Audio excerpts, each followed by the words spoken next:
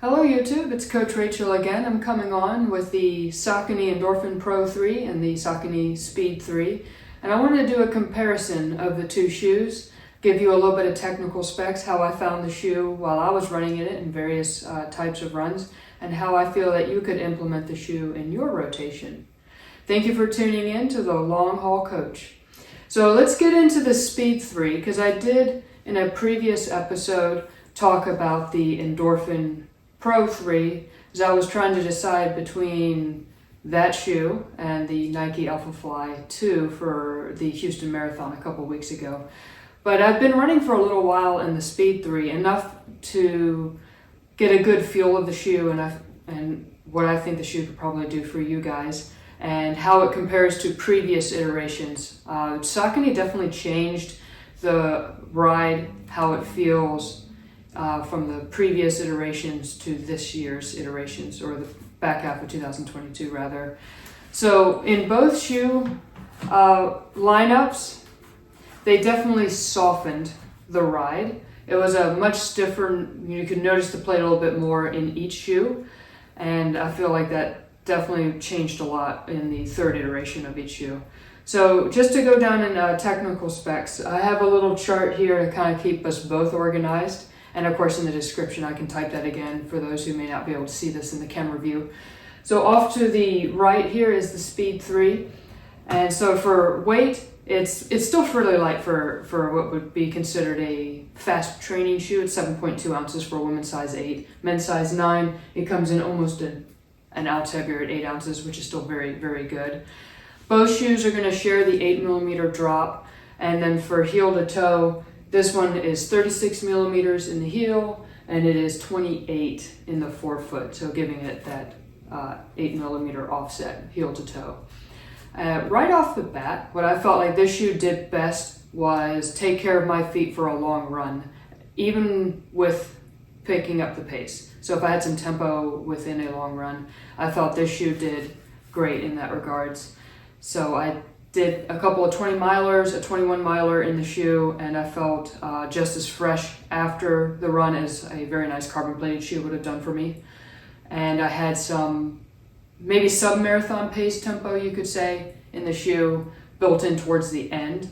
So sometimes when you do a tempo effort, it's good to have that towards the end of the run. You know, obviously there's some good training benefit to doing harder efforts already on a little bit tired legs, but it also gives you a feel for the shoe and how it's holding up and how your foot is interacting with it. So number one selling point for the Speed 3 is their ability to do the long run. Now as far as the plate and this responsiveness, I know some of you are tuning in and probably have had the Speed 2. It's not as poppy. It doesn't snap off the ground quite like the Speed 2 did. The Speed 3 is definitely more about comfort and getting you through a longer run with not quite as much soreness perhaps. And I think Saucony wanted to separate the two shoes a little bit more, in such as this being the Speed being a very good support shoe to the Endorphin Pro 3, where this would be you're going to go do your race, or you have a very fast workout, very race-specific training would be where your Pro 3 would come in. Can you do a race in this with the nylon plate versus having the carbon fiber plate that is associated with the Pro 3? Yes, you can. It'll save you a little bit of money if you're trying to race on a budget. The Speed 3 is still a very good racing shoe. It still has a very good rocker design. It will toe off nicely, it will protect you. The rubber is still excellent on it.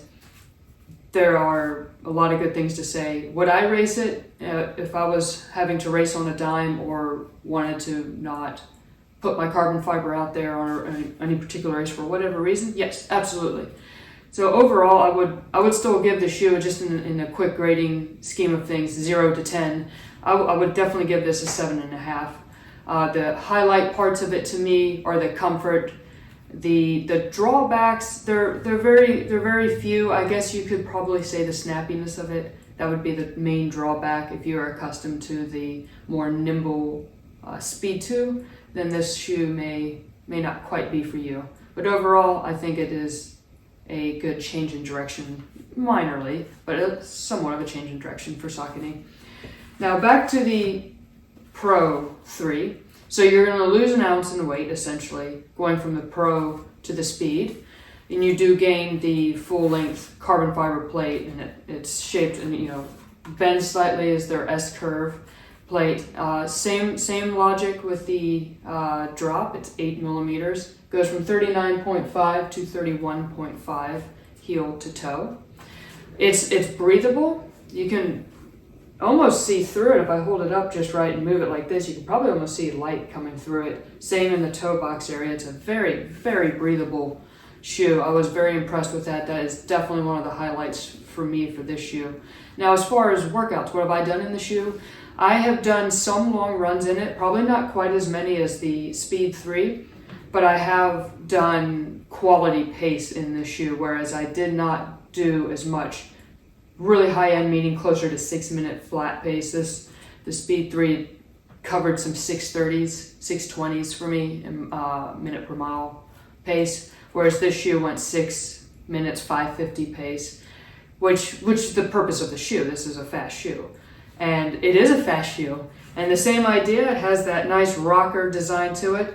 The toe off is slightly more aggressive because of the carbon plate, and I feel like in the bend here, it just, I don't know if it measures out. I think it is slightly higher up in the rocker design than the Speed 3. And you do notice that when you get going on pace. If you can really work on getting that toe off, which is good big toe mechanics, you'll benefit from that for sure. I found that once you got the shoe up at speed, it rewarded you. Now, as far as the efficiencies between all the various makes of shoes out there, obviously a couple 3 years ago, Nike was breaking ground with their next percents, or the 4% before that, into their next percent model, and then obviously into the latest iteration, the Alpha Fly. And Saucony does have a new carbon plated racing shoe coming onto the scene, so I had to quick fast and get in a hurry and make a video of the Pro 3 before everyone moves on to the new shiny object. So here we are. For those who maybe don't want to invest in that yet or spend another yet, I think that shoe's going to be $50 more. It's going to be $275, I believe. And whereas this shoe still sits at $225. And I think this shoe is $160, $165, average across the board for retail. I guess you could say the strong suit for this shoe is the breathability and the toe off. I think it's very, very efficient. I think it's going to be pretty close to what other manufacturers are. And to be honest with you, at this point, it's personal preference. What shoe fits your gait mechanics? Don't worry necessarily about what the buzzword of the shoe is. You need to trust what you feel and ultimately go with what's comfortable, because efficiency is going to matter most. And efficiency is not just what we're talking about in the shoe. That's your gait. That's your biomechanical needs. That's specific to you. So the shoe, you know, an Asics might fit somebody, a Saucony might fit another person. So that, you know, don't forget that aspect of it. As far as any drawbacks, I'm having a little bit of a hard time. I think the only one I could maybe come up with is maybe the shoe's just a little bit slick. I did run over some dampness in both the Alpha Fly 2 and this Pro 3.